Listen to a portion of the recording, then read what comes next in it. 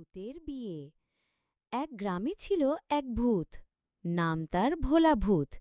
সে ছিল খুবই শান্তশিষ্ট আর একটু পাকা রকমের।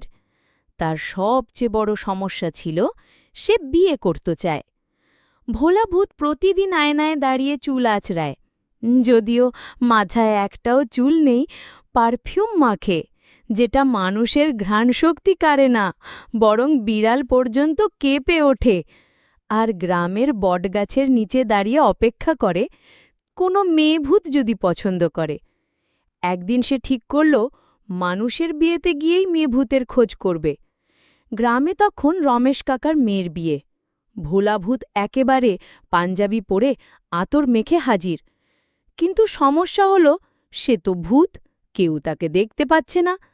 তাই সে নিজেই নিজেকে নিয়ে বসল বরপক্ষের সঙ্গে, খাচ্ছে, হেসে গড়াগড়ি খাচ্ছে, এমনকি ডিজেতে নাচতেও লাগল। লোকেরা ভাবল বাতাসে কিছু গড়বড় আছে। পাতিল নিজে নিজে নাচছে, গ্লাস উড়ে বেড়াচ্ছে, আর হঠাৎ কেক অদৃশ্য হয়ে যাচ্ছে। গ্রামের লোকেরা ভয় পেয়ে তড়ি ঘড়ি করে পুরোহিত ডেকে আনল। পুরোহিত এসে বললেন, ওরে ভোলা ভূত, বিয়ে করতে চাস বুঝি? ভোলা ভূত মাথা নেড়ে বলল, হ্যাঁ গুরুজি, পাত্রী পাই না। ফেসবুকে অ্যাকাউন্ট খুলেছি, কেউ রিকোয়েস্ট নেয় না। শেষমেশ পুরোহিত বলল, ঠিক আছে, তোকে আমি ভূতনাথপুর গ্রামে পাঠাচ্ছি। ওখানে সব ভূতেরা থাকে। ওখানে গিয়ে একটা ভালো পাত্রী খুঁজে নে। কিন্তু আর কোনো বিয়েতে এসে বিরিয়ানির থালা খেয়ে পালিয়ে যাস না। ভোলা ভূত রাজি হল।